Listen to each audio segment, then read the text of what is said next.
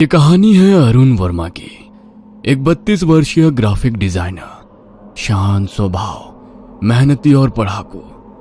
अरुण अपने माता पिता सावित्री और अरविंद के साथ लखनऊ में रहता था। उसने कभी कोई अंधविश्वास में विश्वास नहीं किया, लेकिन नींद को लेकर वो हमेशा थोड़ा डरा रहता था, क्योंकि बचपन से ही उसे भयानक सपने आते थे।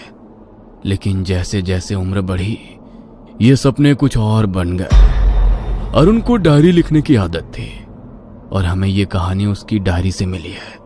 ये कहानी स्लीप पैरालिसिस, एक अनुभव की है जो अरुण के साथ हुआ था। जनवरी की एक ठंडी रात थी।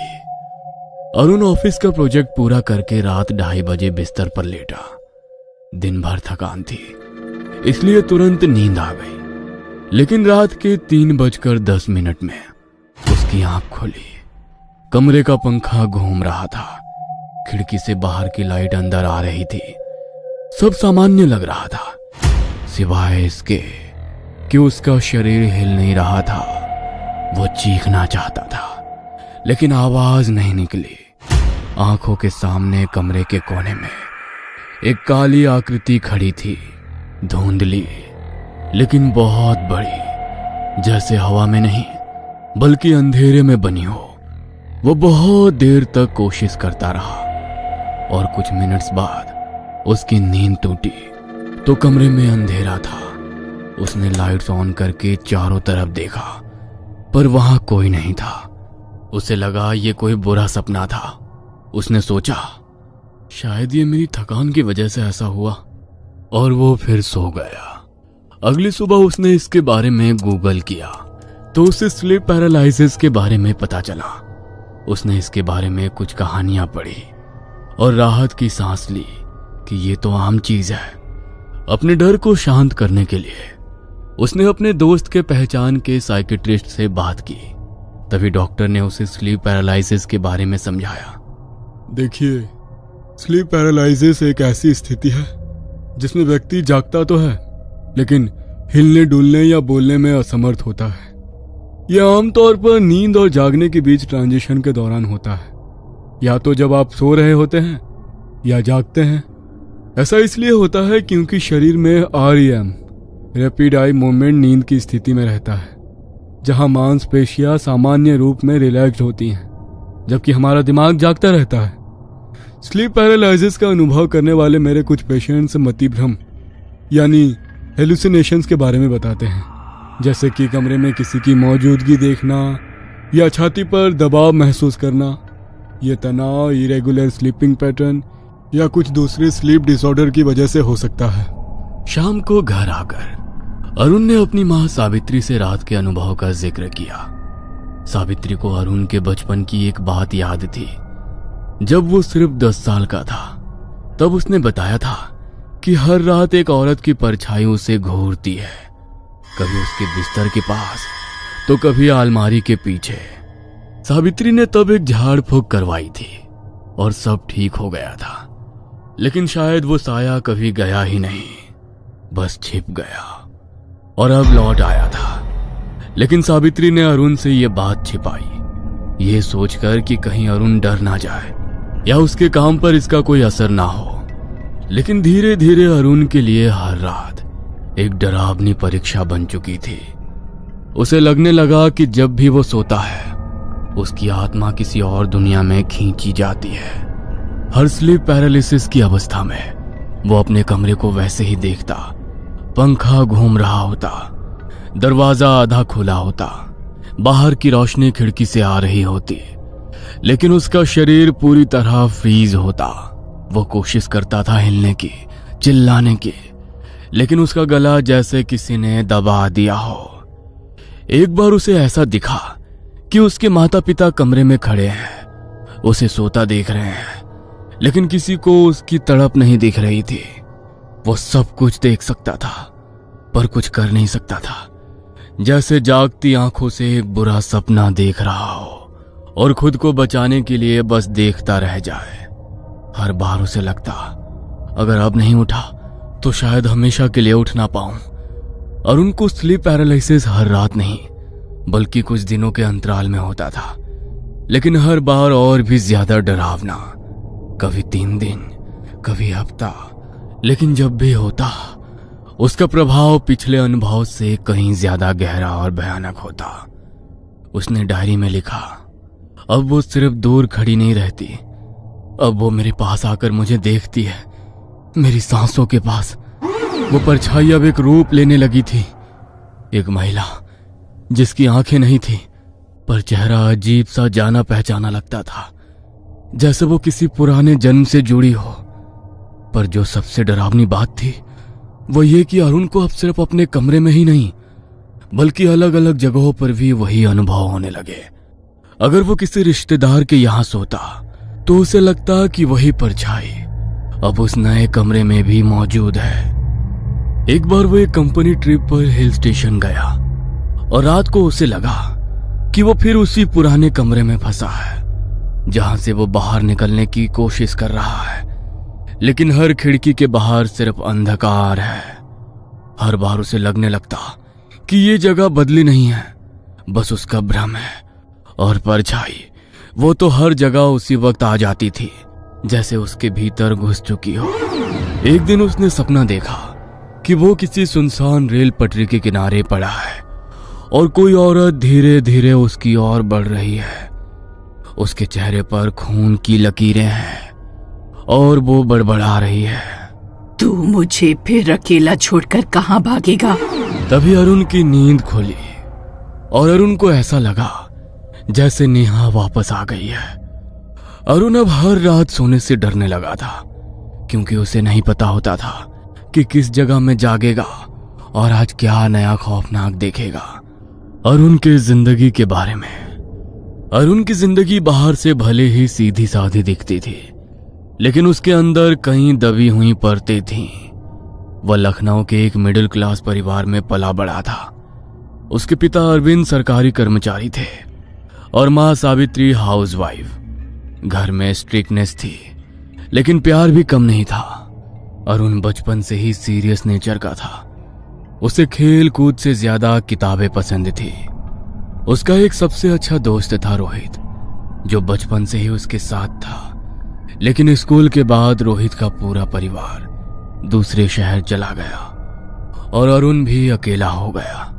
स्कूल में अक्सर अरुण का मजाक बनाया जाता था। इन सब बातों की वजह से अरुण रात में ठीक से सो नहीं पाता और कभी कभी आधी रात में डर से जाग जाता। सावित्री ने एक बार उसे नींद में बड़बड़ाते और रोते हुए सुना था, लेकिन तब किसी डॉक्टर को नहीं दिखाया गया, बस एक ताबीज पहना दिया गया था जो अब तक उसकी अलमारी में पड़ा था। कॉलेज में पहली बार उसने खुलकर सांस ली थी। वहां उसकी मुलाकात नेहा से हुई। नेहा का स्वभाव बिल्कुल विपरीत था, खुला, बातूनी और थोड़ी जिद्दी भी। लेकिन शायद यही वजह थी कि दोनों एक दूसरे की ओर खींचे गए। अरुण को पहली बार लगा कि जिंदगी सिर्फ काम और किताबों तक सीमित नहीं है। नेहा ने उसमें वो रंग भरे थे जो उसने कभी महसूस नहीं किए थे।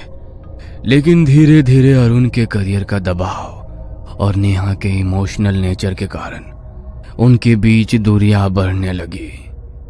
धीरे धीरे अरुण ने नेहा से मिलना कम कर दिया। उसकी बस फोन पर बात होती। आखिरी बार वो एक दोस्त के बर्थडे पर मिले थे। तब नेहा ने अरुण से पूछा, अरुण, तुम मुझे कभी छोड़ तो नहीं दोगे ना? अरुण ने कुछ जवाब ना देकर हंसकर ये बात टाल दी। धीरे धीरे कुछ दिन बाद अरुण ने नेहा से बात करना बंद कर दिया। बिना वजह कहे वो उसके जीवन से निकल गया। नेहा ने उससे मिलने की कोशिश की, पर अरुण हमेशा किसी ना किसी बहाने से उससे मिलना टाल देता। इसके वजह से नेहा टूट गई और कुछ ही महीनों में खबर आई कि उसने आत्महत्या कर ली। अरुण ने तब खुद को दोष नहीं दिया, उसने इसे कमजोरी मानकर भुला दिया। लेकिन अब जब वो परछाई उसकी छाती पर बैठती थी, जब वो चेहरा सामने आता था, तो उसका दिल कहता था ये वही है, नेहा। उसका अतीत अब उसका पीछा कर रहा था। वही दर्द, वही गलती अब हर रात उसका हिसाब मांग रही थी।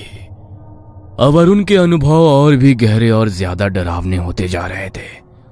पहले जहां कुछ दिनों के अंतराल में होते थे, अब ये लगभग हर रात उसका पीछा करने लगे थे।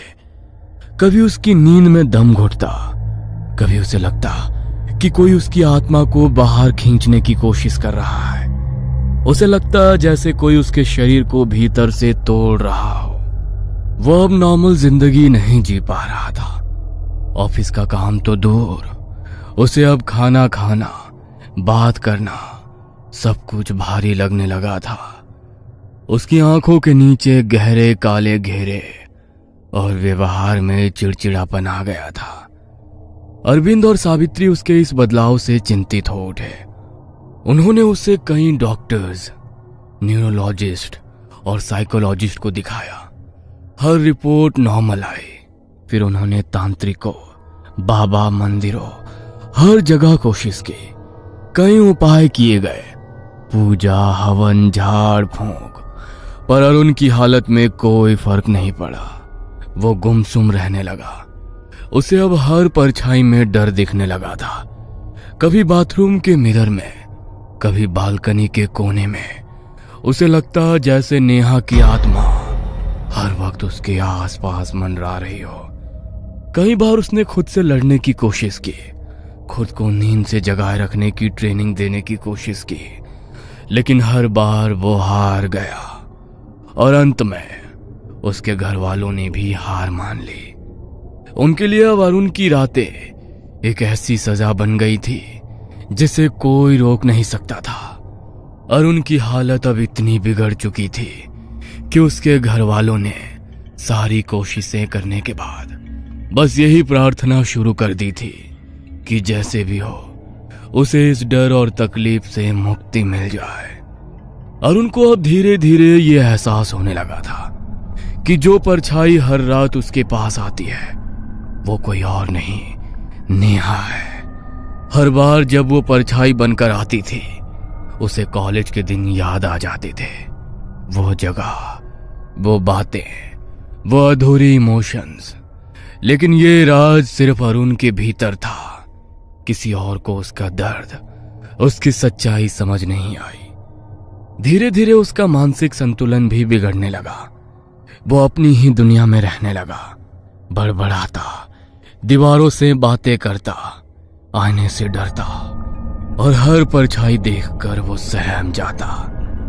कभी कभी वो रात को अचानक ही चीख कर उठता और कहता, मैंने कहा था छोड़ दो मुझे, मैंने माफी मांग ली ना। घर वाले अब कुछ नहीं समझ पा रहे थे।